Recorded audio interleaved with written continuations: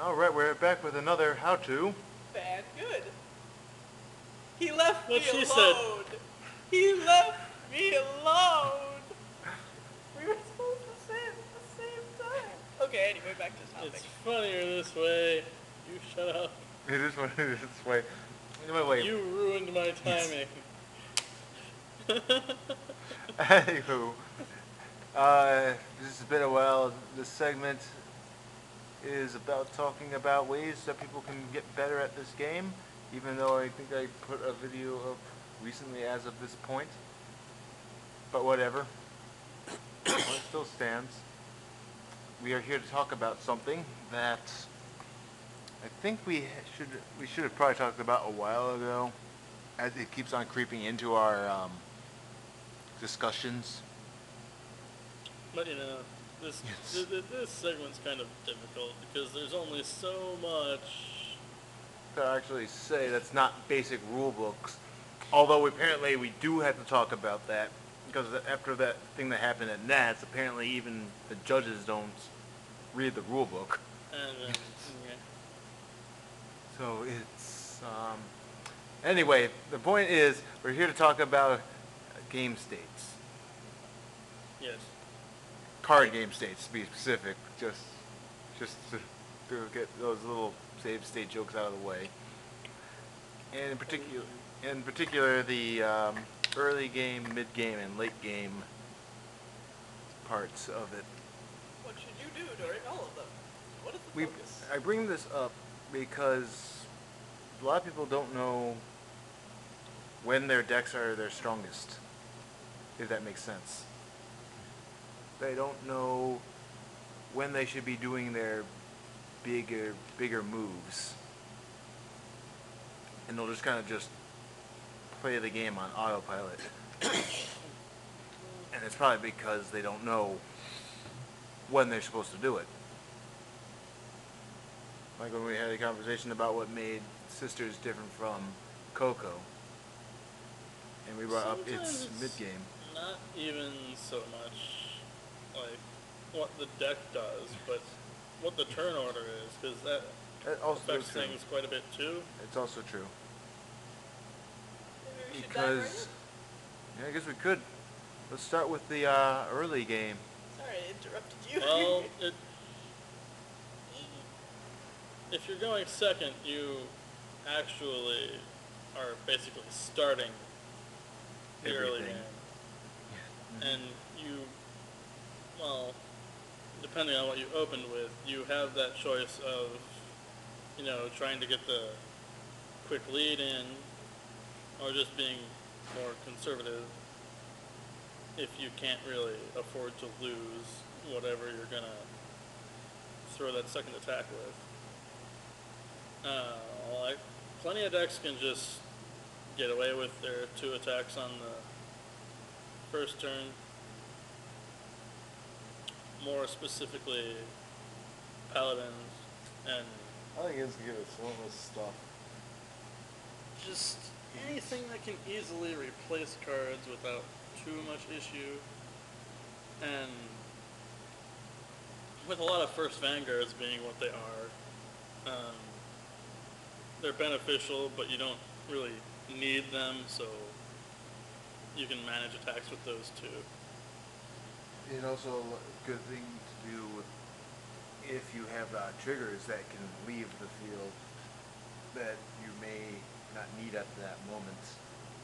You can just slap them onto the field in front of a 5K or whatever. and The just go basic down. idea is that you're throwing out like 2 attacks that can hit, while preferably committing like 1 card from your hand other than the ride. Yeah. If the situation allows anyway, because the second player getting the first attack in is pretty influential, I'd say. It does determine a lot. Early game for first turn player starts on their second turn, because obviously they don't really get an attack right away.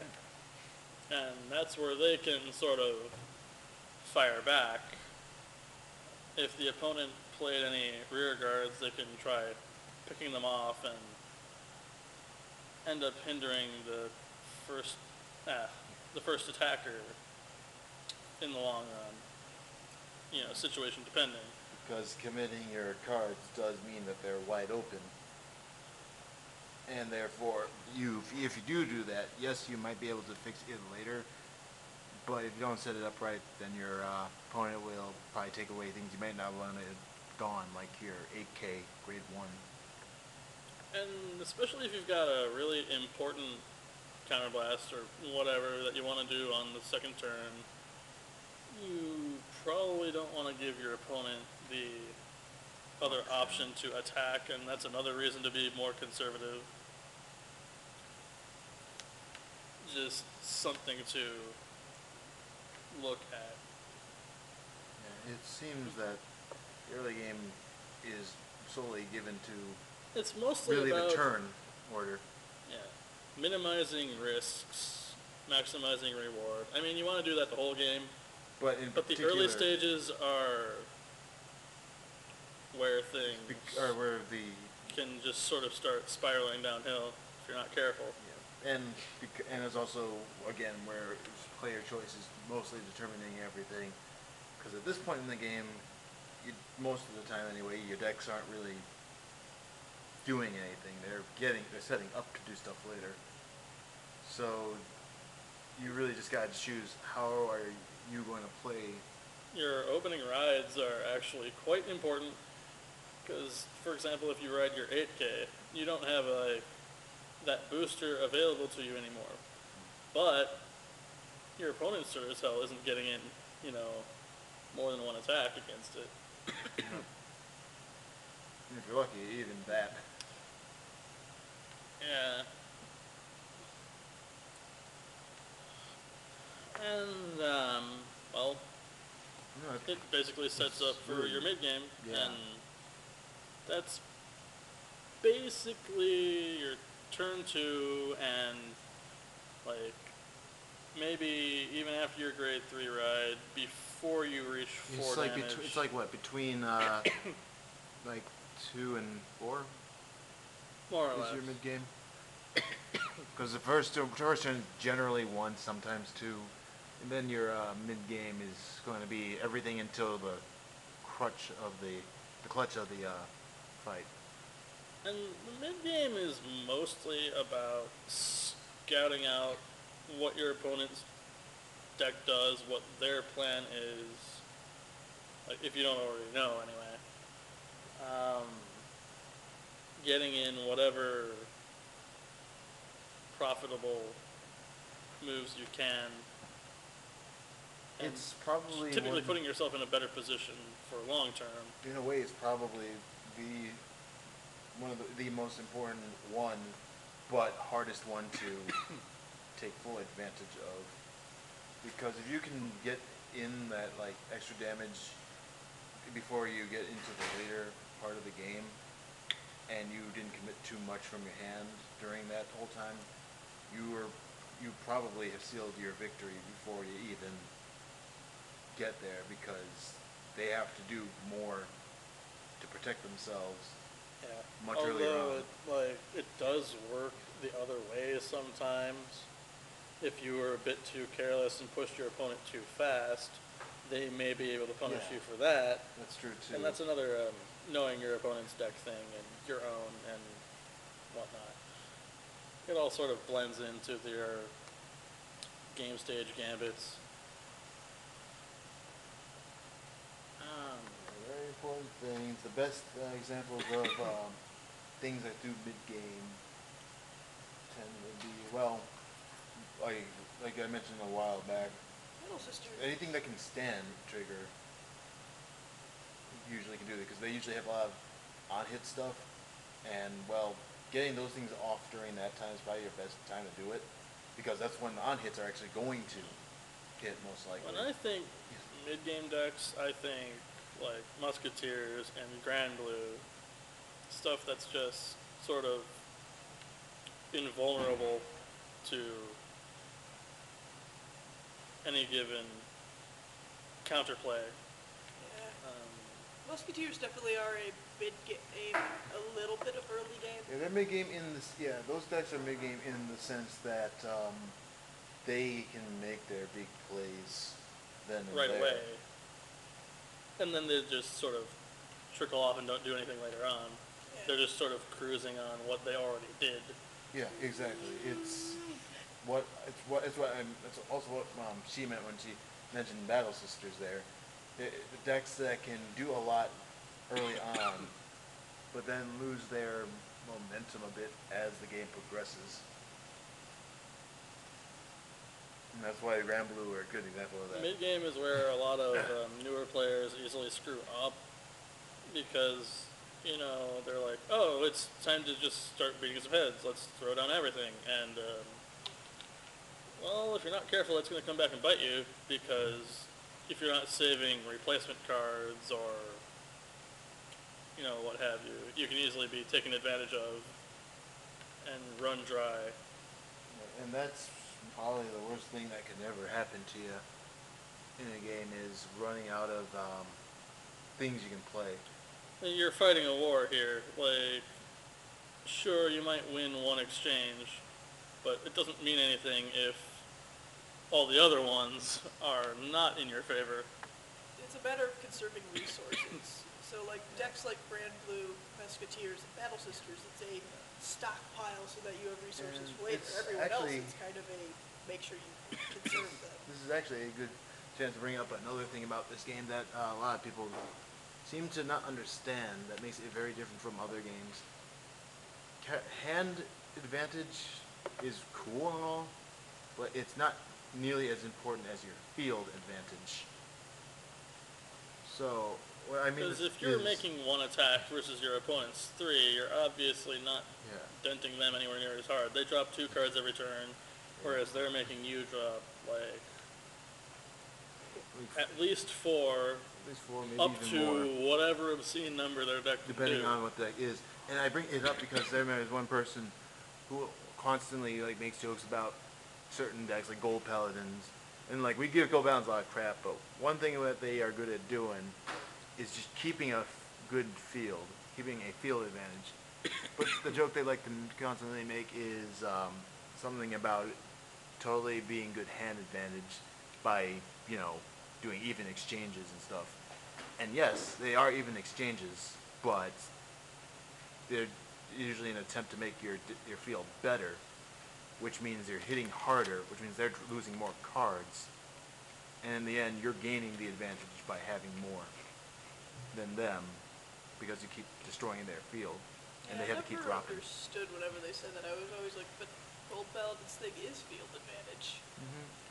I just figured I'd bring it up now because mid game is all about setting that presence early, compared to late game where you probably already have it set up, and now Heck, if your opponent is especially unlucky, you know, they might get thrown into the late game prematurely, and they just won't ever be able to set up that field because they've got to use those 5k shields and whatnot to defend rather than fielding them. yeah. So that's just it's like a quick mini Vangood for you. Don't listen to people who say hand advantage is the most important thing in this game. The field advantage is pretty important. And this also helps us get into the late game. Because like we said, that's the point where your image should be set up. You've pretty much hit 4, and now you're struggling for your life, Yep. or not, depending on. Depending on what you're doing or what kind of deck you're using. Because some decks like that late game. I'm looking at you, Spike Bros. Yeah, Psych Brothers, for example. The moment the opponent hits 4, you can just start leaning into them without much cause for concern. That's the case for like a lot of decks, especially ones with just super high crit counts. Another good example for decks that thrive off of late game are decks like Kagero, where they almost sometimes intentionally get themselves to that 4 damage or so they can do skills and stuff. Which is a very interesting point because they like working around the mid game and late game in that sense. They've kind of turtled their way through the whole match. Yeah, anything that's really banking on that high power or just stalling things out to do whatever specific thing, they're going to be stronger later on. Yeah, so you might have a good time against them at first, and then you realize they start playing bigger and better moves that you weren't expecting. A really good example of this is actually the limit breaks. They're built around exactly that. As soon as you get them to that point, they start doing moves that would probably be stupid. And by stupid, I mean probably too good if they weren't limited. 5-minute break. Yeah, I can't imagine Maelstrom being always on. Oh god, Maelstrom was always on. No, yeah, right okay. as soon as you ride it, and as soon as I attack you, even if I have 2 damage, I'm counter blasting and killing your guy and drawing a card. That would, yeah. Limit breaks are an example of late game play. And, well, depending on what they are worth it, but, you know, don't be reckless about it. They're only worth so much, Yeah. if you're behind, especially. That's another example of a late game deck, though. Aquaforce, it's just gonna Yeah, it's based sit around. there, take some abuse, and then it's just gonna keep endlessly poking your stuff. Yeah, its whole idea is get that extra damage so they can be at limit break, and then hit you 4 times in a turn, at least. At least, and they suck away all your 5Ks, and, you know, maybe they even draw in the process. It's really taxing resource-wise. It's funny, mid game is where a lot of newer It's players where your stop, but big late stuff- games is where anyone can mess up just at that split second of a misjudgment. You really have to make sure every move you're doing is the most efficient it can be, because like every 5K counts at that point.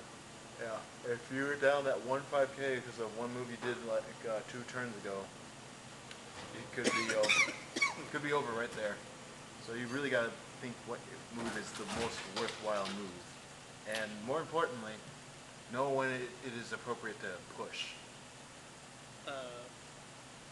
Yeah, at this point, you should have an idea of most of what's in your opponent's hand, and, you know, based on that, you can get a feel for, oh, it's time to get this done, because I'm either going to make them drop everything, or I'm going to kill them. Doing either is a good enough goal, because if you miscalculate and you leave like a couple cards in their hand after all the attacks and you did your big push, they'll have a chance to push back. And you might not have a move after that. It's very important. And Most decks can do the late game business, more particularly, like I said, if they have a limit break or if they have a cross ride. But yeah, they just sort of win on attrition. yeah, but as far as decks that are heavily based around, like we said, Aquaforce, I believe we said Link's Joker. They can't do Is anything late game. until then. Because they can't, really. yeah, because they can't do anything until they get that limit break point. That's when they get all They their stuff cripple doing you and stuff. buff themselves. Yeah. And it just somehow attempts to make the lack of doing anything else ever worth it. Tsukuyomi is a very late game deck. It just sits there for turns on end, waiting, and then boom, double triggers out of nowhere. Let's see here. Soul Saver Dragon is another one because its whole purpose of its deck is to hit at the very last minute and catch the opponent with their pants down. you sent, Labrador. yeah, yeah. Late game's basically where you're pulling out all the stops to just make sure they die. I'd probably say that's in the same way a mid game is probably the most important step to get right in the game. Because The it sets up, sets you up- know, where you're going to be and what you have and what yeah. the opponent doesn't have. Meanwhile, the late game is probably the most taxing and threatening one. Although it's honestly one of the easiest. Yeah. It's probably- Because you don't have to think too much. It's like, does that have a critical? Can that get a critical? Yeah. No, I don't The care. thought process in it is easy. The only problem is, well, worrying, will you be able to do it? Running the odds of Running, yeah. if I use this to guard, can I get a new one? Or Yeah, because then it comes to, you gotta conserving your stuff. I mean, you should be So, conserving. You mean, yeah, you things the should whole conserve time. yourself anyway, but I mean, you might have to conserve more at that point, because now you don't, because now your field's set up, you don't have to change too much of it. Don't be too desperate to stay at 4. That ends up killing people a lot. But at the same They time, don't realize the value in, oh, you know, I've got that. but at the same time, breathing room is a good thing. Sometimes- That's another, depends on the matchup, really. If you're staring down a deck that has, you know, really big numbers, or just something that you can't block, or what have you, you might want that little bit of breathing room. If they're typically swinging for, you know, 10k guards, then, you know, take that opportunity to go to 5, surely, because it's, you're not getting gimped by criticals at that point, anyway. So it really comes down to what the state of the game is, I guess is what we're trying to say. If they play stands, you might want that breathing room, because otherwise they're just Oh gonna, yeah, you definitely need that breathing room if they are running stands, because if you let yourself go to 5 at that point, and then they get that stand, because well, at 5 you have to block everything, including whatever extra attacks they may. yeah, and even if you have that perfect guard, and that if they were against the crit, you know, good, you have that thing drop, but if it's a stand, well, the perfect guy will stop one of those 2 I need attacks, 3 cards. but it can't stop this one. Well, like, yeah. And then we keep coming back to stands all of a sudden, but it's because as the game has evolved, they become more important.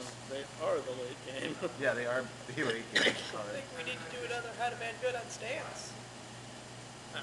Well, maybe just talk about triggers as a whole. It's just that most of the things that play stands have a hard time getting things to the late game in the first place, and they look sort of silly. Except for Royal Paladins, Yeah. because they can make anything work. And I guess this about does it for those game states. Any other last minute things you wanted to include? Any decks in particular you wanted to comment on that people may play wrong at the wrong time? I wanted to get your guys' opinion on what you think a deck that does early game really well was. What does early game really Yeah, well?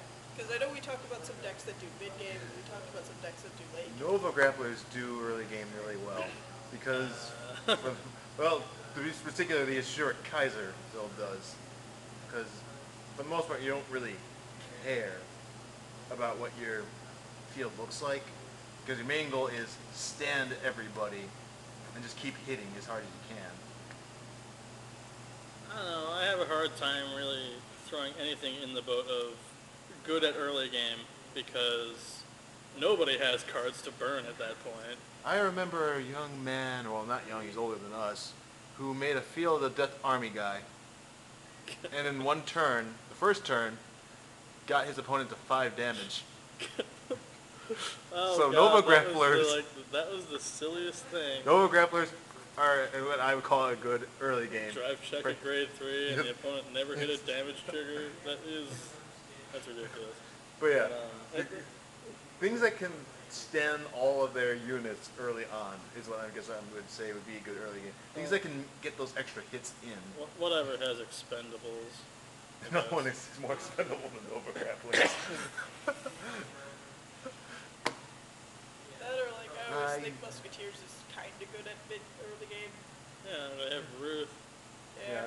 She's- Yeah, that's another one. Things that can hit like 10 or something early game. Like, actually, Battle Sisters, if they're using Glaze, not Glaze, Glaze and Omelet, can do it pretty well in that you ride Omelet, because out of Soul, so only 10.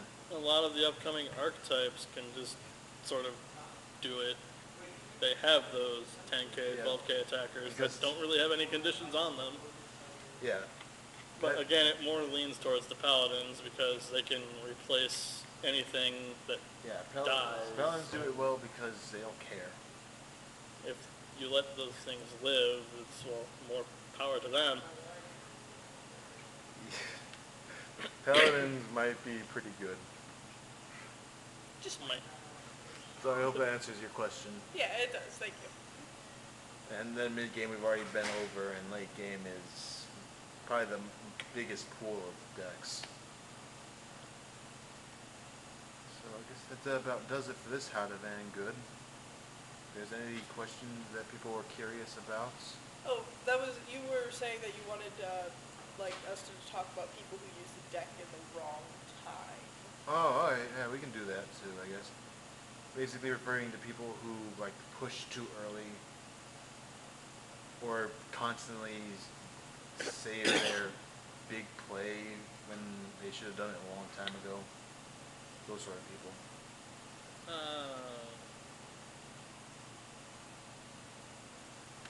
Like I know this one guy. Granted, this deck may not have been the best one, but I'll still talk about it. It was a great nature deck. He would always drop shields on almost every single attack. So, Yeah. so while he would have like 1 or 2 damage by the time I'm at 4, he doesn't really have any cards to use. So he couldn't really make a good field to keep up with me.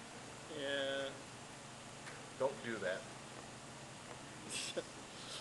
Guarding is important, but not when it's at the cost of progress. That or don't do what I was doing for a long time, which is just let everything go through, get to 5, and then keep playing. It's all about doing what's cheap and reasonable. Yeah, it may sound reasonable to block early. Not many decks that can make up for doing that. Heck, I couldn't really think of one off the top of my head until Parfait came out. Who encourages exactly that. As far as other things, it's probably like don't blow your, if you play Spike Brothers, don't blow your wad too early. If they're not in the late game, don't use your Lovely Emperor. Yeah. 'Cause it won't. Just- If they're at 3, just stop. Grind time. If they're at 4, you've got a shot. At 5, you probably won. It's... I don't know why I'm having such a hard time thinking of examples of people just going about it wrong. That's more of a deck thing rather than a It is, and gameplay thing. it is, but it is a important. Factor. It is an important factor because if you do these at the wrong points in time, you'll mess up and you won't be able to make up for it later. Yeah, of course. So I figured it was important to at least bring up a few examples.